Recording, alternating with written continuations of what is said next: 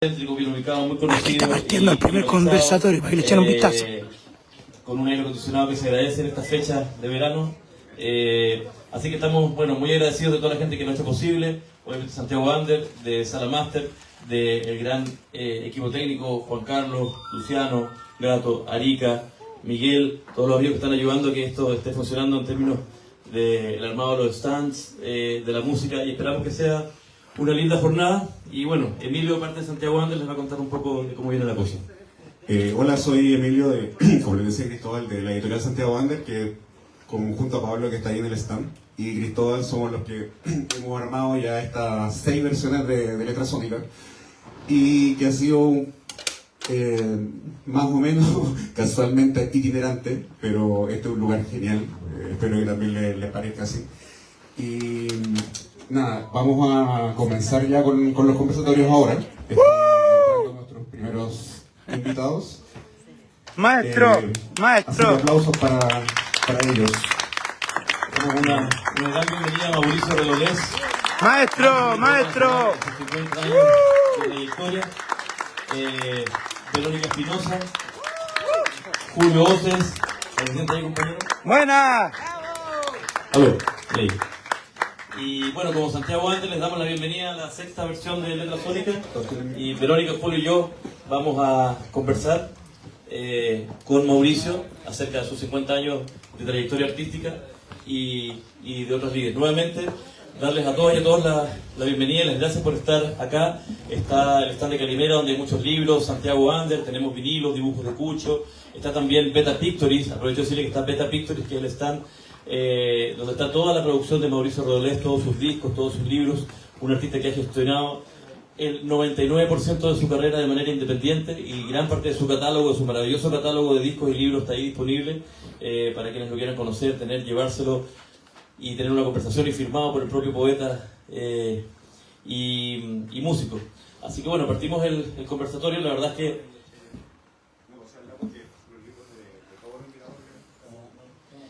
sí, los libros en general de los autores y autoras se consiguen allí en Calimera, está al lado de Santiago Ander, y nada, la idea es que tengamos una bonita jornada. Verónica, Julio y yo tenemos dispuestas varias preguntas a Mauricio a propósito de su trayectoria, del momento actual, vamos a hablar de inteligencia, música, etc. Y bueno, yo me voy a arrogar el derecho a hacerle una primera pregunta a Mauricio. Básicamente, bueno, Mauricio, comienzan las conmemoraciones, celebración de tus 50 años de trayectoria. Debutaste en público, la primera vez que cantaste fue cuando eras preso político para tus compañeros presos en la cárcel de Valparaíso, que fue el 1 de mayo del 75, este año se van a cumplir 50 años. ¿Cómo sientes, cómo comienzas a vivir estas 5 décadas de trayectoria artística? Bueno, en primer lugar, felicitarles por la iniciativa de hacer este tipo de encuentros. Yo creo que a mí me huele, quiero decir, un aplauso para la organización, por favor, que a mí me huele algo que generó una polémica hace poco, y que tiene que ver con que quienes hacemos música como arte, una forma de arte, con un compromiso con el arte, con la idea de cambiar la sociedad, los horizontes, la vida de las personas, no como una fábrica de empanadas, no como una fábrica de hamburguesas, que eso es la industria musical. Estuve en un recital la otra vez de alguien muy famoso en la industria musical, y la primera canción era igual a la segunda igual a la tercera igual a la cuarta, etc. Era como un solo. Entonces, pero sin embargo, yo reconozco, bueno, a Cacho Vázquez acá,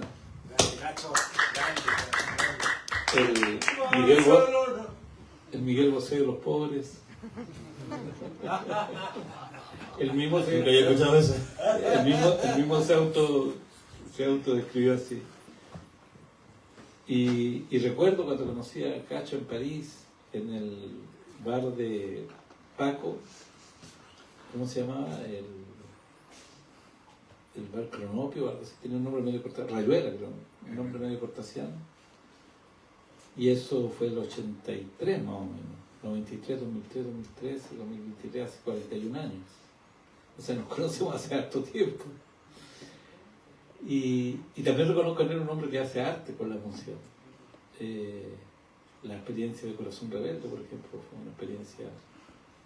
Porque, claro, ellos podían haberse dedicado a hacer canciones en francés y haberse involucrado en la escena pop de París de los años 80. Tenían de más atributos para hacerlo. Yo estuve en un ensayo de ellos, me acuerdo, el año 82 más o menos. Y eran buenos, pero no, ellos hacían la opción de cantar en castellano. Eso es arte, eso ya es un compromiso artístico. Eso ya da cuenta de un compromiso artístico. Entonces, reconocer esto como una idea que promueve la música como arte. Eso es lo que yo veo. Lo que no significa, porque cuando uno habla de la música como arte o la música como industria cultural, uno no está haciendo un juicio de valor. No está diciendo esto mejor que lo otro. Está diciendo que son cosas distintas, una realidad global que tiene que ver con la música como consumo, ¿no? Porque todas apelamos al consumo de nuestra música. Pero las normas, las reglas de cada uno de estos ambientes es distinto. Por ejemplo, doy un ejemplo. ¿Cuántos artistas no han escuchado ustedes que dicen, yo de política no hablo, porque yo canto para todo el mundo? ¿Ah? Y eso significa no hacer arte, porque si el arte se define como una manera de ensanchar los horizontes de la mente de las personas, ahí ya sonaste, ahí tú mismo te cortaste la ala, ahí tú estás dispuesto a hacer solamente lo que te digan que puedes hacer. Que lo haga el Chicopete me da lo mismo, porque el Chicopete dijo eso, pero también lo dice otra gente. O después dicen que se sintieron utilizados por el estallido social y todo eso, etc. Porque tienen miedo. Ahora, los que decimos lo que pensamos, y pensamos con una mirada crítica de la sociedad, tenemos que poner pecho a las balas, porque independientemente de lo que uno diga, no es, o sea, la visión que tiene el poder político de lo que uno diga, y cuando digo poder político no me refiero solamente a la derecha, me refiero también al centro, porque ya izquierda no queda. Si que algo de izquierda, también de izquierda. Entonces, Amén. amén, hermano. El pastor Mauricio viene aquí a hablarle. Entonces, en junio me invitan al centro, ¿cómo se llama? A la Plaza Sotomayor, donde está el Centex. El Centex. Tiene nombre como de ¿cómo se llama el pueblo para la pulga de los perros? Centex. Usa Centex con su mascota. Entonces, voy allá, hago una charla, uno de los organizadores me dice, mira, tuvo más visitas que, y da el nombre de otras personas que habían estado haciendo charla ahí, ex profesores de la escuela de rock. Por lo tanto, tú eres número fijo en el rocódromo. Ah, perfecto. Acuérdate, el rocódromo, tienes que venir a tocar. Sí, me acuerdo, ya. Y así duró como un mes la cosa. Y de repente ya no estaba yo. Y por casualidad me encuentro con el mismo tipo que me había dicho esto, Cristian Zúñiga, el negro Zúñiga, uno de los organizadores de la escuela de rock y del rocódromo, y me dice, oye, había un comité curador y te dejaron afuera. ¡Qué lata! Puta que lata. Y digo, ¿por qué me dejaron afuera? ¿Por qué me dejaron afuera? Entonces, a mí no me cabe duda que me dejaron afuera por mis opiniones políticas, que no son precisamente pro Frente Amplio ni pro Partido Comunista. Tampoco son anti, pero soy crítico. Y esas críticas las entregué en una entrevista a la radio ADN y causó mucho escozor. Y me empezaron a preguntar, oye, ¿tú dijiste esto en otra entrevista? Y yo argumentaba porque había dicho lo que había dicho. Entonces, pum, para afuera. lo que habla mal del espíritu democrático de estas instituciones, que deben estar abiertas incluso a los que los critican. Luego, para la presentación de mi disco La Banda Redolés, el diario La Tercera dice, no, Redolés aquí no, el diario La Tercera, o sea, y el Mercurio no, el Mercurio dice, sí, por favor, venga, pase por acá. Hicieron una tremenda entrevista. O sea, La Tercera compite quién es más facho, no entiendo. Claro. Bueno, el poder se nota en eso, ¿no?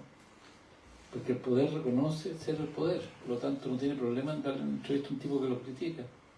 Pero el poder rasca, como el de La Tercera, es, no, este tipo es muy crítico, dijo una vez culiar en televisión, no. Claudio Vergara, periodista de La Tercera. Entonces, vivimos también, si hacemos música como arte, en un conflicto permanente con la industria, porque las escuelas de rock son la industria. Hay que ver la parrilla que hicieron del último rocódromo, porque La Tercera y su suplemento oculto es la industria. Entonces, así veo el panorama cuando cumplo 50 años de cuando canté la primera vez, como alguien lo decía el otro día, bueno, un lugar común, no voy a decir nada nuevo, pero Chile no es una democracia, Chile es una dictadura. Es una dictadura de las familias poderosas y de sus Perkins en los diarios, en la televisión, en diferentes medios, en el gobierno. O sea, yo he dicho cosas muy ácidas y que deben molestarle a gente del Frente Amplio y del Partido Comunista. Pero no son juicios de valor, son realidades de las que uno está hablando. Hace poco me enteré que Chile había votado contra los procesos de descolonización en las Naciones Unidas. El delegado o delegada chileno o chilena que estaba ahí votó en contra de la descolonización. Imagínate, ¿con quién votamos? ¿Junto a quién votamos? Y si uno hace esa crítica, no, este está loco, que no, ¿cómo va a venir el rocódromo? No. Entonces, vivimos una dictadura política y también, obviamente, apoyada en la fuerza. La desaparición de esta activista mapuche de hace poco da cuenta también de una represión en la fuerza, de la fuerza. Ahora, estos eventos, como el que ha organizado Santiago Ander, son un bolsón de oxígeno para poder respirar, para poder hablar, para poder decir cosas, acompañado de Espinosa, acompañado de voces y de González Lorca. Mauricio, antes de dar la palabra a Verónica, que dice que ella tiene preguntas muy potentes, quería hacer una pequeña cita a ti mismo de una entrevista a la revista El Carrete. Tú hiciste una... ¿Quién tenía opinión? ¿Tú? No, tú dijiste. Bueno, que la Verónica tiene preguntas muy potentes para ti. Verónica. Ella tiene preguntas muy buenas. Tengo que hacer una pregunta a propósito de la industria. Esto de la revista El Carrete, que es una revista que existió a principios de los 90, dirigida por Pancho Conejera, que bueno, falleció no después de unos años. Aquí hay una entrevista de 1992 a Mauricio, donde dice Mauricio: la televisión ha contribuido mucho con toda esta estupidez. El Guatón Francisco, el Bodanovich y otros tíos tan pesados como ellos decían que la televisión chilena era la raja. No, nuestra televisión es una copia mediocre, pero mientras tanto, ¿qué está haciendo la gente? Esa mirada esperanzadora, la gente está escribiendo poesía, está repensando sus vidas, está relacionándose con la política. El país sigue caminando, el país es aquel tipo que me para en la calle para decirme: oye, muy bueno tu cassette, pero no te creía ídolo. Ahora, claro, la fuerza de los medios de comunicación es enorme, así que igual te venden mierda envuelta en un papel celofán, pero eso no es ser deprimente, es constatar la realidad. Lo verdaderamente deprimente, aunque le suene a venta de pomada o propaganda, sería que el carrete dejara de existir. Porque ustedes son gente que está creyendo en hacer algo y por los contenidos de la revista uno se da cuenta que lo de ustedes no es una venta de basura. Esto es de 1992, ¿no? No es impresionante cómo resuena en la actualidad. Y luego de leer esta cita tuya del 92, le doy el paso a Verónica para que comience con sus preguntas y luego seguimos con Julio. Bueno, siguiendo en el tema de la industria, pero entendiendo la industria como este engranaje donde hay un proceso productivo que permite que cierto sector, en este caso vinculado a la música, genere recursos que permitan a los músicos volver a sacar más discos o promocionarse o que sea consumido por más gente. Han habido muchos cambios en los últimos años a raíz de los cambios tecnológicos también. Eso ha hecho que antiguamente eran como unos pocos sellos discográficos importantes que seleccionaban a estos artistas que los hacían famosos y millonarios y que todos escuchábamos en todas las radios. Pero hoy día, con las nuevas tecnologías, cualquier músico puede tener su propio estudio en la casa, cualquier músico puede subir su nueva obra a las plataformas digitales como Spotify, Apple Music, etc. No necesariamente tiene que tener recursos para poder pagar el hacer un disco físico. Han habido cambios importantes que quizás, ahí me gustaría saber tu opinión, podrían ayudar a democratizar el acceso a lo que es la música under, la música alternativa, esta que sí tiene un discurso político, social, ideológico, que es parte, digamos, de donde tú estás en este momento. ¿Tú crees que ha ayudado estas nuevas tecnologías a que estos músicos under sean más conocidos, que lleguen a más personas, que estos pensamientos ideológicos puedan tocar nuestra puerta de forma más cercana, más fácil que antes? ¿Ha ayudado? Sí. Bien, excelente, estamos de acuerdo. Sigamos entonces. ¿Cuál es tu opinión? Mira, recién estuvimos conversando un poquito de mi libro y que tú habías estado leyendo unos libros también en Inglaterra a propósito de lo mismo. ¿Qué opinas tú del marketing musical? ¿Es importante que un músico, así sea un músico alternativo o un músico más under o un músico de los que no son estos famosos de la industria, se aplique en lo que es el marketing? En tu caso, en las redes sociales, te metiste mucho en las redes sociales últimamente. Hay unos streams ahí que todavía están en el Facebook que los pueden ver, donde te fuiste metiendo mucho en ese mundo. Bueno, claro que ha cambiado el panorama, se ha democratizado indudablemente, pero también no todo es miel sobre hojuelas, porque llegaba un momento de hacer un recital en vivo, no es tan fácil desde el punto de vista económico. Y eso hace que solamente un sector, ya no hablemos de los sellos discográficos porque tienen una realidad o tienen una existencia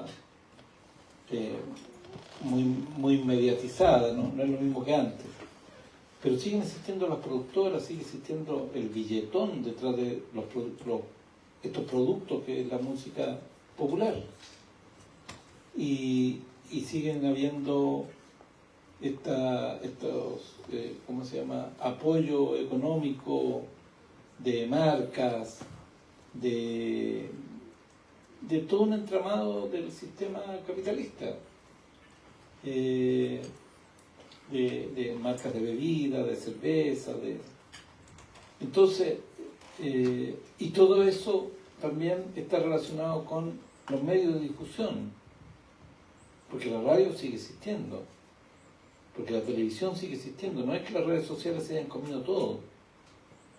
Y además hablamos de las redes sociales como si todo el mundo fuera usuario de las redes sociales. Claro, cada vez hay más gente, pero no todo el mundo es usuario de las redes sociales.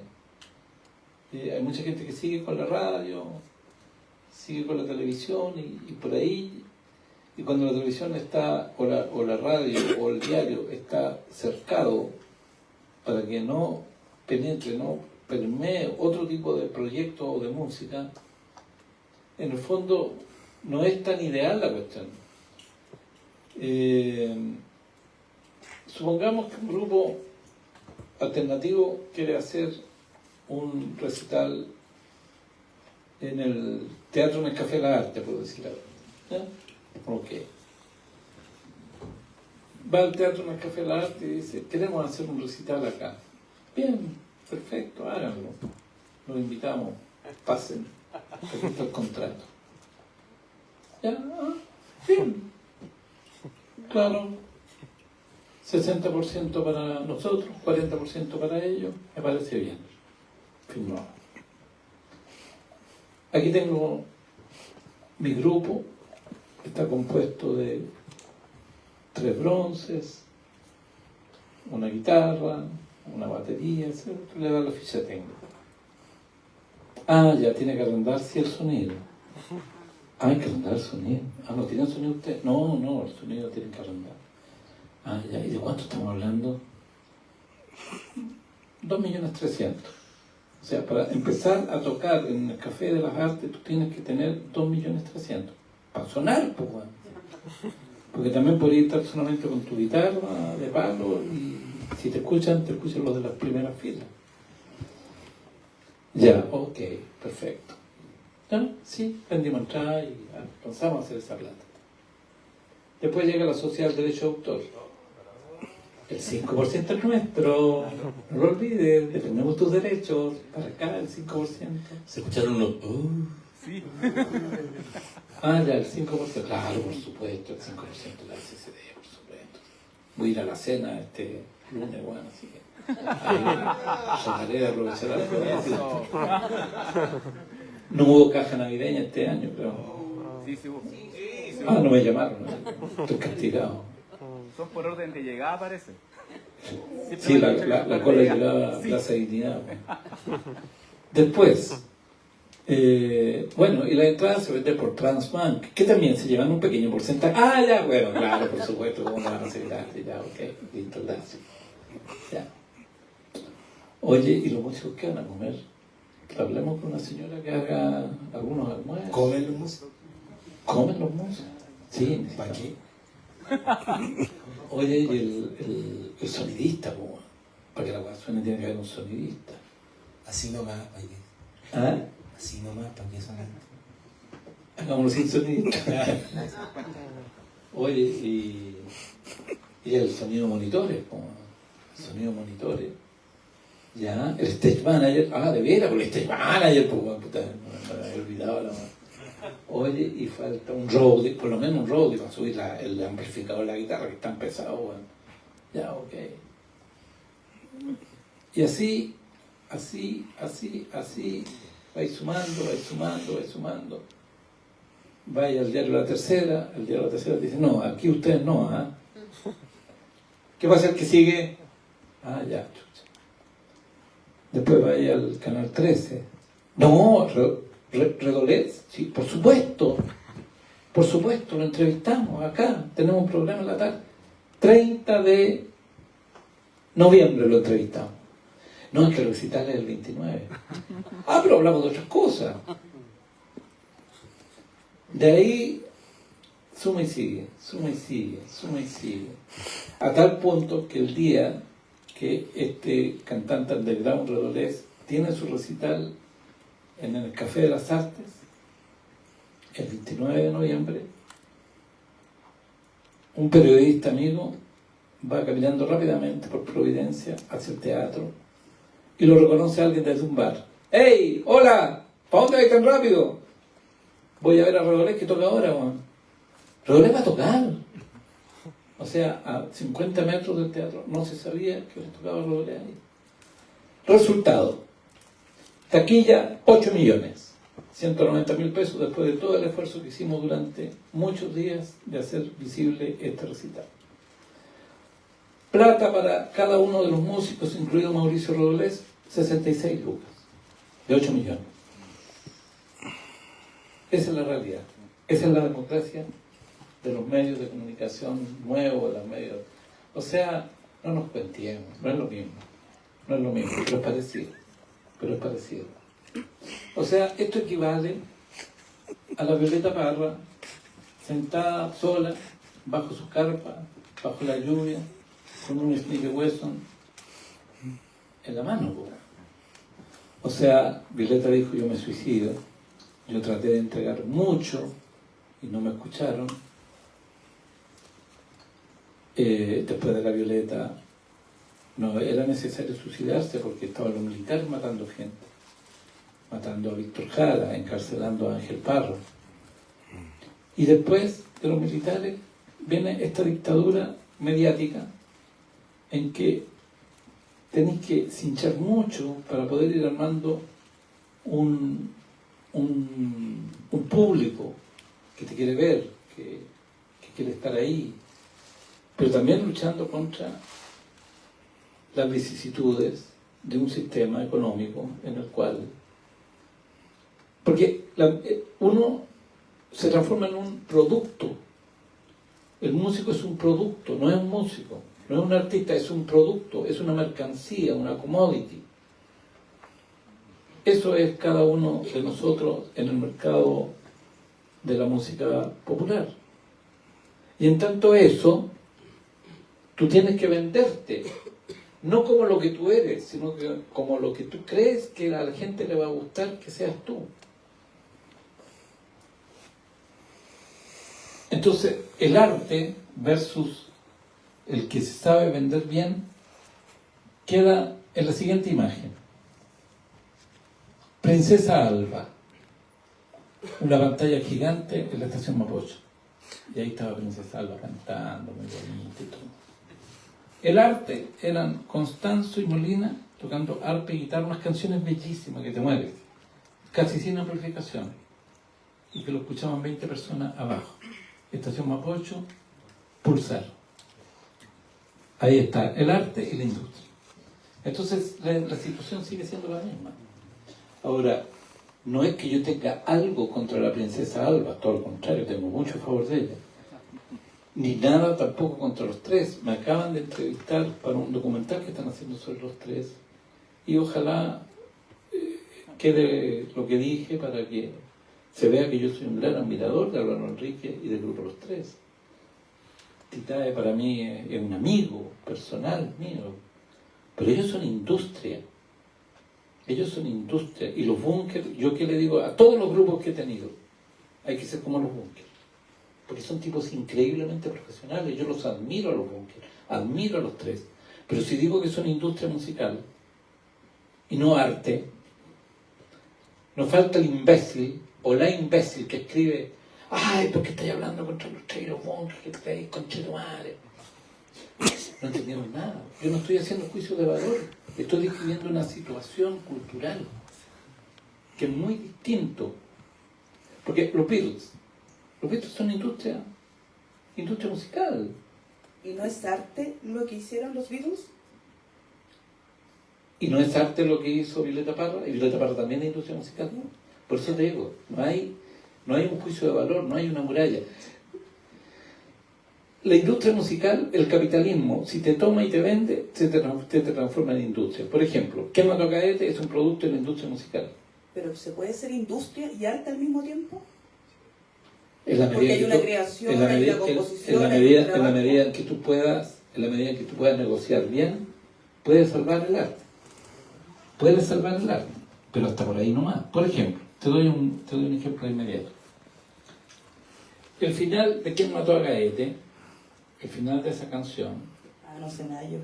es un niño gritando: ¿qué mató a Caete? Los cohetes, los cohetes. ¿Qué mató a Caete? Los cohetes, los cohetes. Ya. Esta forma de expresión de esta canción la habíamos hecho con Sebastián, mi hijo, que tenía, cuando grabamos la demo, 5 años, en un estudio que nos prestó Hernán Rojas. Y Álvaro Enrique lo escuchó y lo alucinó. Él fue el productor del disco ¿Quién mató a Caete?, de la mitad del disco y de ese tema en particular, y pidió que hiciéramos lo mismo. O sea, que Sebastián cantara con una olla y un palo ¿Quién mató a Caete? Los cohetes, los cohetes. ¿Cuánto? ¿Cuánto? No cuánta plata. ¿Cuánto va a estar este niñito con la ollita y la hueá? Industria. Arte no le preocupa. Arte dirá lo que quiera cantar el niño. Es arte. Tiene que expresar al niño lo que quiere hacer. La industria te dice: no, pero no más de 5 segundos. Y ahí hacemos un fade y chao. Entonces, ¿qué pasó? Justamente eso. Que en el momento en que se edita el tema, ¿qué mató los cohetes, qué mató? Ya, ahí está el disco. No, pues dijo Álvaro Enrique. Artista. Álvaro Enrique, artista. Álvaro Enrique, arte, en defensa del arte. ¿Eso dura cuánto?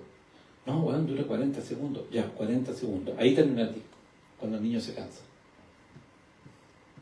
Y como era Álvaro Enrique, lo pudo negociar y lo aceptaron. Cuando yo llegué a la Sony, me miraron así. Leo García me miró, director musical de la Sony, me miró. Ya, dijo. ¿No tenés un pañuelito rojo para que te pongas aquí? Con un sombrerito aquí a medio ojo. Industria. O sea, yo, una persona que más que vestirse se cubría, puta, tenía que disfrazarse para ir a cantar para estos conchas de su madre. O sea, lo más parecido al Chico de los Perlas, una wea así. Entonces, ahora... Pero convengamos por eso que algunos compañeros del PC te dijeron lo mismo en la cárcel, ¿no? Que había que coser los botones porque había perdido la libertad, pero no la dignidad. Bueno, pero eso era absolutamente distinto, porque efectivamente en la cárcel la gente del partido en el que yo militaba se preocupaba mucho de que mantuviéramos nuestra dignidad No, una bromita no. como presos políticos y no andar todos desastrados, como los más jóvenes andábamos. Ahora es una moda andar desastrado, con el pantalón a medio culo. Recién vi a un joven que iba saliendo para la calle, de ahí del camarín, no era Luciano. Y se tiraba el pantalón más para abajo. Entonces, claro, Blackbird, para mí es una pieza de arte. Claro, porque el arte también se vende, ¿te das cuenta? Revolution No. 9 de Lennon. Pero ¿cómo van a publicar esa huevada? Decían los ejecutivos. El coro de Girl, ti, censurado. Y los Beatles, porque a los Beatles lograron meterlo. Ahora, imagínate esto con un grupo que no tiene ningún poder para hacer esas cosas. Arte, para afuera, industria. Yo quiero industria, quiero vender. Mi propósito es vender. No, que yo quiero decir... No. Mi propósito es vender. Y para vender tienes que subirte más la falda tú, mostrar más las tetas y mover más el culo para atrás cuando estás cantando. Eso es industria.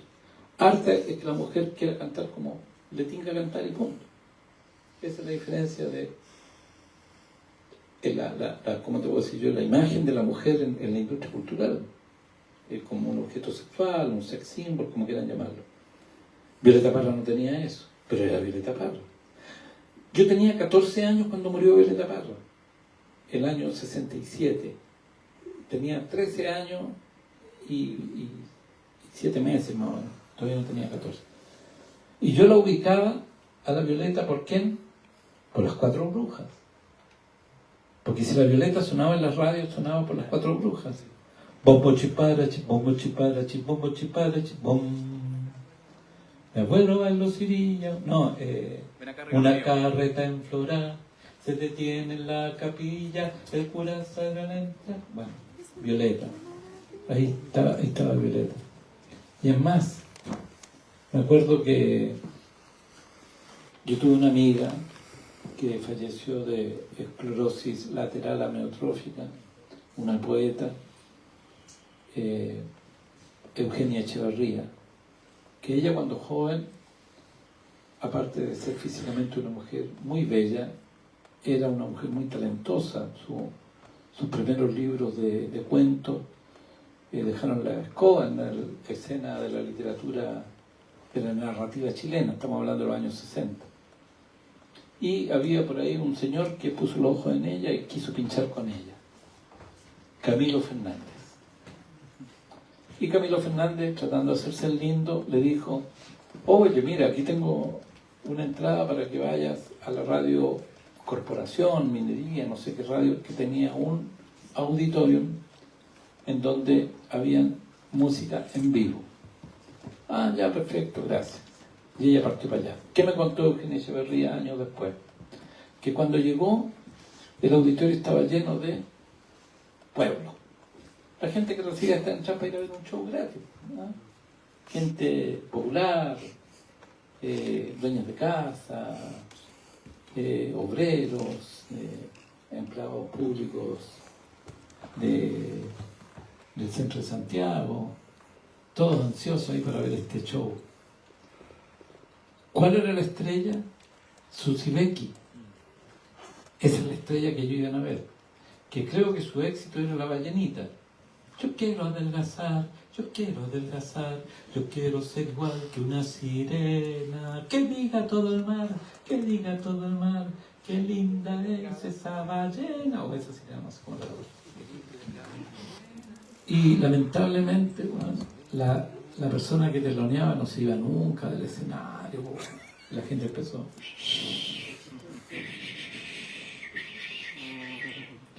Era una señora de unos 40 y tantos años, con un cabro chico, tocando cuecas. Puta la weá, no se va nunca esta vieja. Violeta Parra y Ángel Parra. Pifiados. Eso es Chile, eso fue Violeta. No, que no nos vendan la pomada que fue querida, llamada por todo el pueblo. No fue cierto. La que era querida, llamada por todo el pueblo, fue Susie Becky. Pat Henry, Gloria Benavides, casada después con un torturador. Eso es Chile. Julio. Ven a vivir esta fragilidad peligrosa de corromperse, dijo alguien por ahí. ¿Tú conocías a ese poeta? ¿Reconoces a ese poeta? Por supuesto. Hablemos un poquito de poesía para subir el rating, Mauricio, ¿te parece? Oye, mira, a propósito de poesía, antes de tu pregunta quiero decir algo. Yo hago un taller. Todos los años hago un taller. El taller de este año significó que llegaron, al final habían 10 u 11 poetas. Uno de ellos era Carlos Vera, que está acá presente. También estaba Ángelo, pero se retiró antes de terminar el taller, pues otros compromisos. Ángelo, un gran relator deportivo y un gran amigo también, que me ha hecho en los últimos meses o en los últimos 2 años los más bellos regalos que yo le he podido hacer a mucha gente. Él relata deportivamente goles de amigos míos y niños y niñas que les gusta el fútbol, y hace toda la ambientación del estadio y después relata el gol y la gente queda loca con esos regalos. Así que agradecerle una vez más a Ángelo. De ahí, los que quieran regalarle un gol a un niño, hablan con él, me da el 5%. Bueno, y decidimos hacer una revista.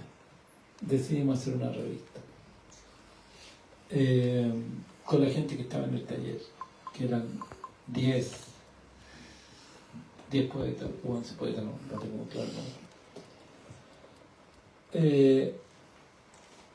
Entonces, bueno, nos pusimos mano a la obra, me empezaron a mandar poemas para seleccionar, o mejor dicho, no para seleccionar, para ponerlos en orden en la revista. Quién iba primero, quién iba segundo, hacer una editorial, etc. Y ayer pude leerlos todos, porque estaban todos desperdigados en diferentes correos.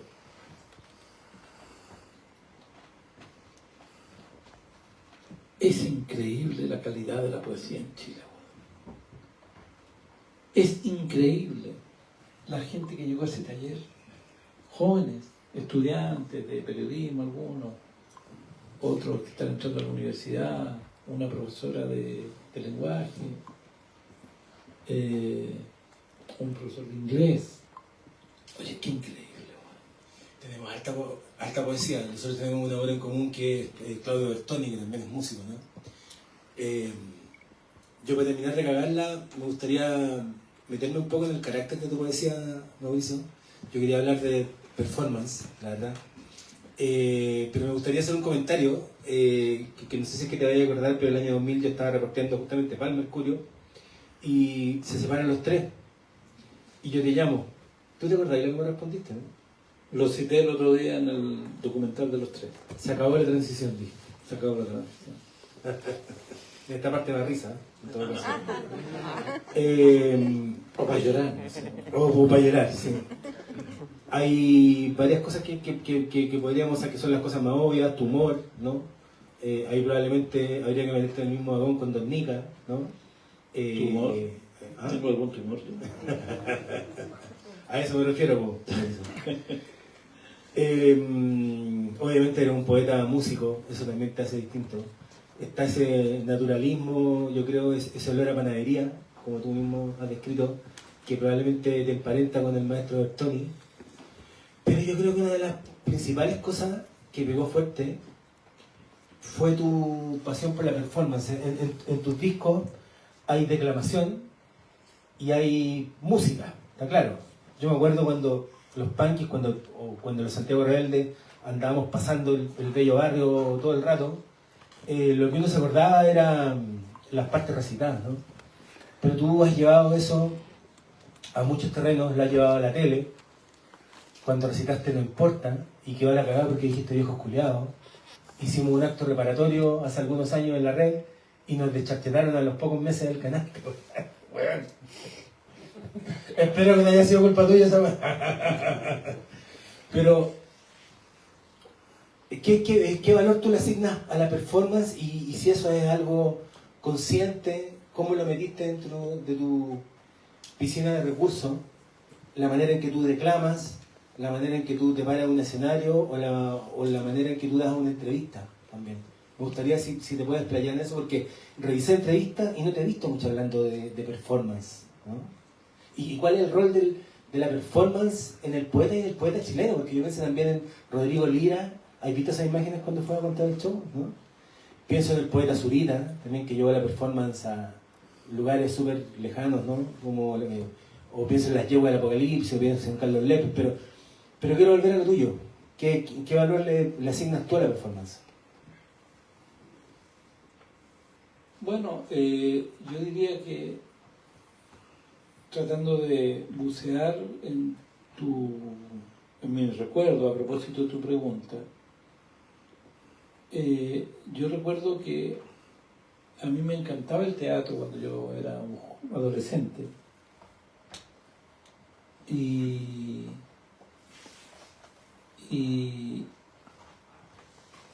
no iba mucho al teatro.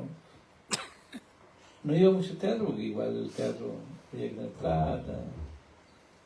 Pero en el Liceo Abonati de repente nos daban entradas y llegábamos al teatro. Y recuerdo dos obras en particular, y esto tiene que ver con la performance, ¿no? Por lo performático del teatro, ¿no? Fui a ver El señor Puntila y su criado Mati, de Bertolt Brecht, al Teatro Nacional, con Roberto Parada haciendo del señor Puntila. Y yo salí transformado de esa obra. Salí transformado. A tal punto que habían unos alumnos que eran de derecha, en el Liceo Abonati, que también habían alumnos de derecha. Pepes Patos, como se le decía en aquella época. Cuicos le dicen hoy día. En aquella época unos Pepe Patos. Y a pesar de que en la obra en ningún momento se menciona la palabra comunismo o comunista, salimos y uno de los Pepe Patos dice: oye, esto era puro comunismo, me cargó la obra. Y yo dije: si esto era puro comunismo, entonces yo soy comunista. Y al poco tiempo ingresé a la juventud comunista. Por una obra de Bertolt Brecht, en donde todavía me acuerdo de esa puesta en escena, que la hizo además un discípulo de Brecht, un director alemán que vino especialmente a Chile. Y un amigo mío, Juan Vera, el fundador del Teatro del Riel, me contó de qué significó la venida de este gallo con un nivel profesional altísimo. Reunió a los actores y dijo: ¿quién canta? ¿Quién canta ustedes? ¿Quiénes cantan?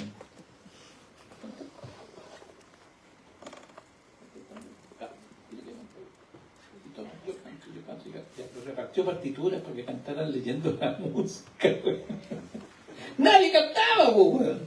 El nivel de profesionalismo era enorme. Y después nos dieron entradas para ir al Teatro de la Comedia a ver Bonino aclara ciertas dudas. Un actor argentino que estaba 2 horas en el escenario con un idioma inventado por él, improvisado en ese momento. Ninguna palabra en inglés, ni en castellano, ni en japonés, ni en nada. Y sacaba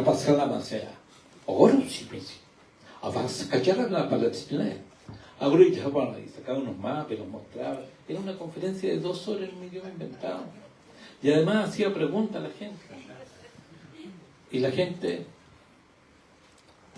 de poco se fue soltando. Y de poco se fue soltando, la gente iba diciendo cosas.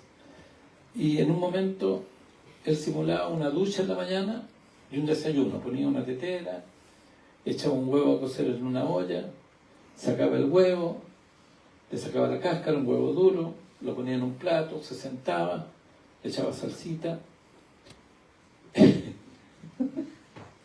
pegaba una máscara. Y había una viejita que en primera fila que había ido con su nieta, supongo, y la viejita le grita: póngale más salsita. Y el huevón le dio una risa que saltó todo el huevo en la cara de la vieja.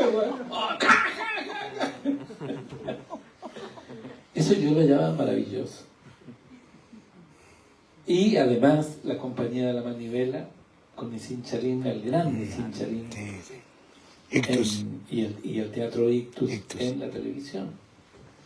Y tuve el honor hace un par de años atrás de actuar en el Teatro de la Comedia un acto performático muy poco visto que se llamó La Sonajera de Santana y la Verborrea de Redolés, en que el músico Lucas Santana tenía toda una parafernalia de ollas, platos, pitos para su rato, digo, ¿no? Instrumentos africanos, y yo leía, pero todo improvisado, nunca se llama. Entonces yo leía y él iba poniendo el background musical, percutivo más que nada. Taca, taca, taca, taca, taca. Descubrí un bello barrio en Santiago de Chile. Y cuando llegué al camarín que me habían asignado, me senté y entró Paula Charim, la hija de Nissim Charim, y me vio y me dijo: ahí se sentaba mi papá. Y fue para mí una weá pero increíble, porque para mí Nissim Charim era un dios, era lo máximo en teatro, lo máximo. Además, su ética.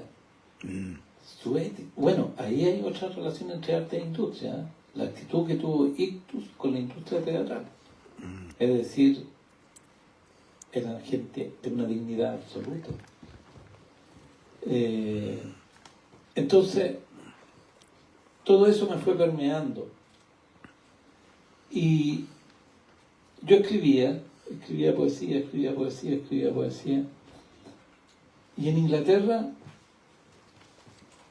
me quedaba solo en una casa por hora. Los dueños, o sea, los que compartíamos la casa, Iván y Victoria, 2 chilenos salían a estudiar o a hacer trámites, y yo me quedaba solo en la casa dando vueltas con mis poemas. Y empecé a recitarlo en voz alta. Solo, en el living de la casa. Virtual descanso, vuelo, ladrido, pura buena muerte y cerveza, y en mi sueño alto se elevaba con un canto la vida, y ella al suelo, por el suelo, cae o baja, o tu indiferencia femenina me invita. Einstein y Lenin dirán que es relativo y que hay compromisos y compromisos. Lo recitaba solo. Entonces cuando me tocó recitar en vivo, porque dije, voy a recitar, le dije a algunos compañeros, lo hacía así, ya estaba montado la performance, de tanto hacerlo en mi casa solo. Y uno de los más grandes elogios que me han hecho alguna vez fue de parte de David Cuevas Charim, sobrino de el querido Nissim Charim, que en el poema Lo están golpeando el poema de la viejita que creía en el socialismo, cuando los líderes que creían en el socialismo decían ¡a la calle MacIver, che! ¡A la calle MacIver! Decía, es igual a mi tío Nissim. Y algo de eso debe haber en mi memoria, de imitar a Nissim Chamín gritando ese tipo de cosas. Entonces, lo performático tiene que ver con el teatro, yo creo, fundamentalmente más que el cine. A lo mejor también con el fútbol, porque yo me gustaba mucho el fútbol. ¡Vaya sobre él! ¡Vaya, vaya, vaya! ¡No le queda! ¡No le queda! ¡Vamos, señor! ¡Vamos, señor! ¡Vamos, señor! ¡Vamos, señor! ¡Vamos, señor! ¡Vamos, señor! ¡Vamos! Eso es fútbol, ¿no? Ya no es teatro, ¿no? O el grito en la calle. O cómo trasladar una experiencia antropológica, si tú quieres, de un tipo que está con un tocadisco y dice que son viarachos los culiados. Le llegué el tocadisco a la weá que está ahí al lado del Burgos y me lo dieron de vuelta. No tiene arreglo, me dijeron. We are afraid we can do nothing about it, me dijeron. Yo la agarré con toda la rabia, una mirada por acá, una mirada por allá. Ya tiene esta y esta weá, dije. Le limpié una mugrecita, le endercé la patita, lo enchufé y ahí funcionó el tiro la weá. Para mí que quería que se lo regalara a los culiados. Y eso yo lo escuché de Fedor Castillo, un compañero de Londres. Y llegué a la casa y lo escribí, y después para leerlo lo actuaba, como él lo había dicho. Entonces se va juntando la recopilación etnográfica de ese momento con el teatro, más que el cine, y también con el teatro fundamentalmente. Y con el fútbol y con la calle. Julio, perdón, por título. Sí, avisar que nos quedan 10 minutos de conversatorio para que vayamos haciendo las últimas preguntas tuyas, Vero. Borges decía que en la prosa lo importante es el cerebro y en la poesía es importante el sonido, ¿no? Yo te escucho aquí declamar y creo que todos hemos disfrutado porque estos son poemas clásicos y es impactante como tu voz es un instrumento, ¿no? Ahora, nuevamente, para terminar de cagarla, parte 2, ¿tú crees que hay lugar para la performance en esta especie como de cultura súper normal y como autoritaria y cancelable, todo es cancelable y todo eso? ¿Hay lugar en para la performance hoy? O sea, siempre va a haber. Yo creo que siempre va a haber, sí. Pero depende de perder el miedo, yo creo. Depende de perder el miedo, de ¿Ser cancelado? Claro, a todo, a la censura, a la cancelación, a la exclusión, sí. Oye, Mauricio, y mi última pregunta. Esta no es para cagarla, esta es para arreglarla. ¿Cómo lo hacemos para resistir en esta industria, con el capitalismo y todo esto, para resistir? ¿Cómo resiste el arte en medio de todo esto? ¿Cómo podemos salir a flote? ¿Cómo podemos defender el arte? Bueno, la respuesta está en este evento, en miles de estos eventos, en decenas de viajes. Perdona, ¿tú querías decir algo? Tengo un poema para responder a lo que dice la compañera, si me permite hacer la performance. No, sin micrófono. Hermoso, adelante. Para que quede bien grabado, cacho. Permiso, performance. Solo sucede aquí. Homenaje a Letra Sónica. Querido Cristóbal, homenaje a lo que están haciendo, homenaje a Mauro. Se llama Yo canté con la guitarra de Joe Strummer. Yo canté con la guitarra de Joe Strummer, pero él todavía no se llamaba así, le decían Woody, y vivía en una casa ocupa en Walterton Road. Y cuando tocaba con su banda Garaje, usaba un poncho que un chileno le había prestado, porque siempre hay un chileno en alguna parte que grita ¡Conchetumare! Y yo canté con esa guitarra punk. O no era esa guitarra, pero no importa, porque igual sonaba todo chancho y me salvó la vida con su grito y su furia y su rabia. Yo canté con la guitarra de Joe Strummer y me rompí la voz aullando la cueca punk. Solo así se podía vomitar el destierro, solo así se podía sentir a la memoria de tanta ausencia, solo así se podían incendiar los neumáticos del miedo y hacer una fucking barricada con los adoquines del exilio. Pero yo no pude cantar con la guitarra de Víctor Jara porque le hicieron mierda con 44 balazos. Así es que yo no canto por cantar ni por tener buena voz. Yo canto por escupir y por gritar que soy cochayuyo y pan de huevo, porque soy un chileno exiliado de todas partes, como ese flaquito de bigotes, el Redolé, que una noche se puso de pie de repente en París, en ese bar chileno de mala muerte, y se puso a gritar: ¡ah, yo no sé qué daría por un polvito! Y me dejó despeinado, porque otra cosa es sin guitarra. Así que sí, yo canté con la guitarra de Joe Strummer, pero me entraron a robar y se la llevaron, y esos malditos chacales asesinos la tiraron al mar, amarraron mi guitarra a unos rieles con alambre de púas y la enterraron en el patio 29.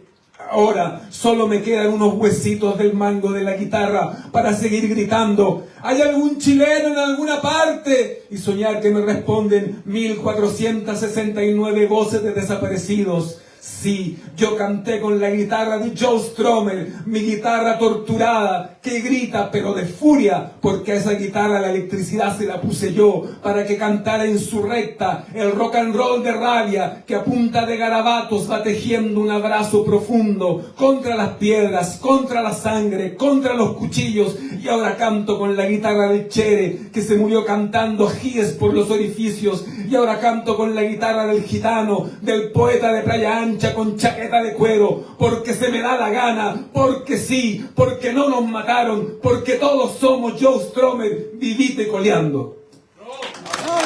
¡Bravo!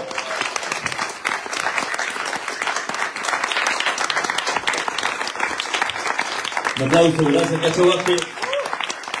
Oye, ojo, las menciones que hace, no hay que dejar pasar las menciones que hace el querido Cacho de Chele Arenas, del Gitano Rodríguez, de Mayo Grondona, podríamos agregar. Ellos hacían arte, ellos no hacían industria, fíjate, si tú te das cuenta. Pero tampoco hay... Gracias, un aplauso a Mauricio Redolés, muy agradecido por este maravilloso conversatorio. Verónica, Julio, Cacho, bueno, recordarle a todos que ahí está Beta Pictories, un aplauso más fuerte, ahí está Beta Pictories, el stand donde está toda la producción, los discos, el cancionero de Mauricio Redolés, el vinilo del Bello Barrio. En 5 minutos más va a estar Micho MC, que viene a cantar todo su rap potente. No sé si Mauricio quieres comentar algo antes de cerrar este conversatorio. Bueno, yo quiero agradecerle a mi compañera Carito, a mi hija Florencia, sin las cuales no habría arte en Chile, porque ellas me ayudan a la venta de este material. También agradecerle a Carlos Vera, que está acá presente y nos ayuda a trasladar las cajas con discos y libros. Y ojalá este tipo de actividades se prodigue, ¿no? se siga reproduciendo. Hay un público, se ve que hay un público, y este público podría ser mucha gente más en la medida que hay una cierta regularidad de eventos con conversatorios, con música, con todo eso. Y que se junte el corazón rebelde de nuevo.